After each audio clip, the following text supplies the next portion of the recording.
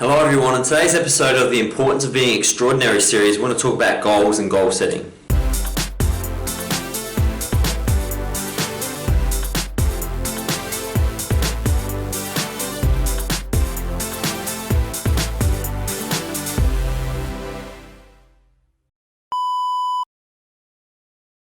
Hello everyone, it's a confusing subject and I get asked about goals all the time, and as we've gone through this video series we've looked at how goals can be established but outside the modern context of striving and stressing and needing your exact goals to be fulfilled in order to feel validated. So as always, I'm going to begin with a quote on the subject, and that quote is: "The great danger for most of us isn't that we aim too high and miss it, but we aim too low and reach it." Michelangelo. So quite often in life we are looking at goals from an interesting perspective. We're looking at simple things or difficult things that we apply to giving us an emotional state. An example would be a goal for maybe earning $1 million, and ultimately what we want is security. We want the security that money will bring. Now unfortunately sometimes chasing $1 million brings you no security whatsoever, and then the concept of being without, the scarcity mindset of being without that $1 million can really create friction and problems that don't need to exist in your life. So we're going to look at this a bit more carefully and understand how we can use goals to serve us rather than the situation of goals really challenging our fabric and not providing much to our lives at all.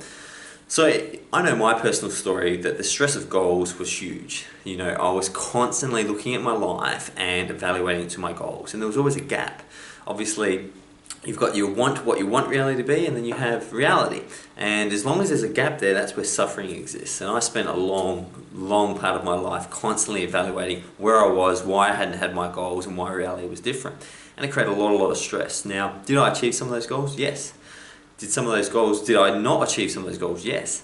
Did stressing out help at all? No. And could I have done it without the stress? Absolutely. But I fell into the modern trap of believing you had to have these big goals and you had to be chasing these material things, otherwise you'd never improve yourself, which I've now found that system's a little bit misunderstood. So one of the great passages from Marcus Aurelius's the Emperor's Handbook I'll read right now, which will give us more clarity on the situation. "Your days are numbered.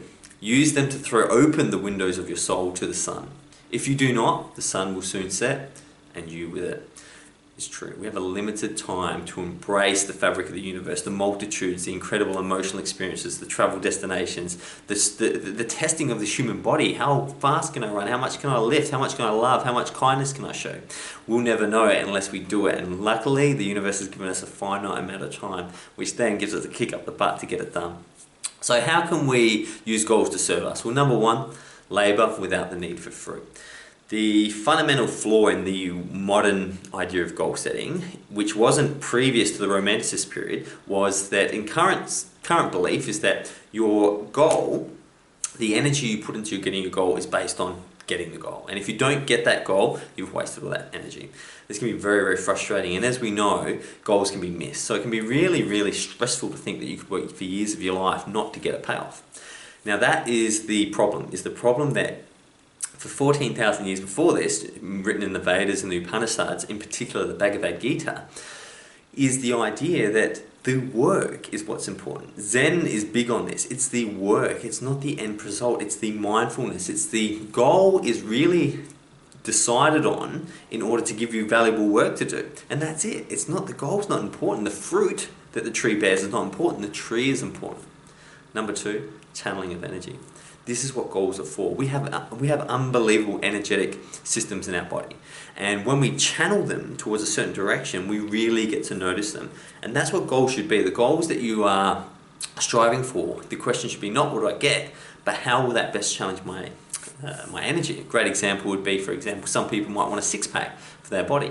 Well, that's great, but wouldn't it be better to focus on the exercises required and the energy needed to put into those exercises so you could actually achieve that six-pack? Number three, allow the environment to leave hints for your goal. So goals can be a moving goalpost, and quite often your environment won't allow it. You know, you may very well want to run a marathon, but not have the lung capacity to do it. Now, as you're training for that marathon, the universe will give you hints if you're on the right track. Now, It's okay to adjust your goals. You're a conscious observer. You can change reality at any stage. And sometimes the environment will leave hits that you're not on the right track. You know, if your goal is to make $1 million and you notice that your relationships are really suffering since you approach that goal, that's the universe giving you hints to say maybe this isn't the right goal for you. Number 4, help it come into being. Channel it. Be the goal, be the state. So for example, if your concept of earning $1 million will give you security, be secure now while you chase down the $1 million. Because if you teach yourself and train yourself to own the feeling before you achieve the goal, you'll be much more purposeful, you'll keep way more motivated, and there won't be that disappointment of the fact that when you get there, you actually realize you've sacrificed security for so long just to get there.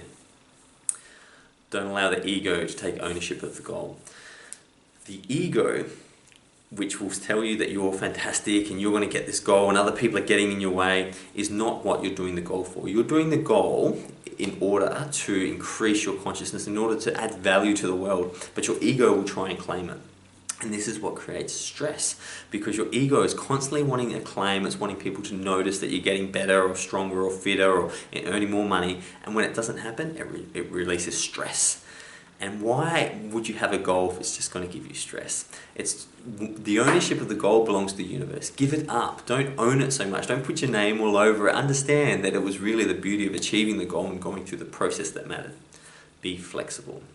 You know, reality is going to be way more vivid and deep than any sort of fantasy you create in your mind. And sometimes our goals will need to change. Sometimes we'll need to stop a project. Sometimes we'll need to reevaluate your project. Be flexible and forgive yourself when you need to make small changes.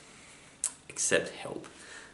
Big goals require community. You know, we could not have got to the moon with one person. It required an entire country and other countries providing input.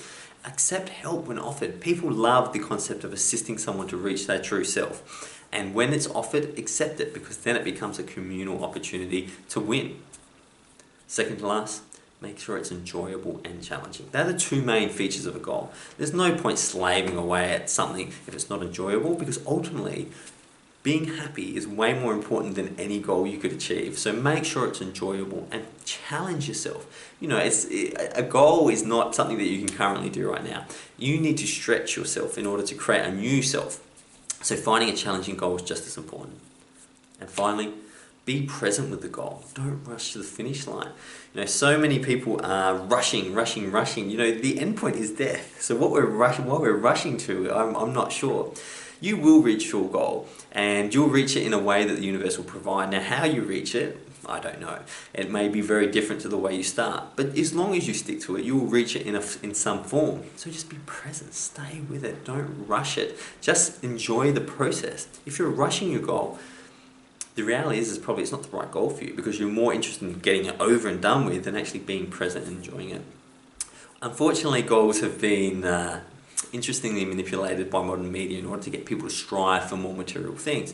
That doesn't mean that they're not important. They're very important. And if we go back to the concept of becoming a better person through our goals, and then obtaining, and then going on the mission to obtain them, then ultimately I think it serves much more value.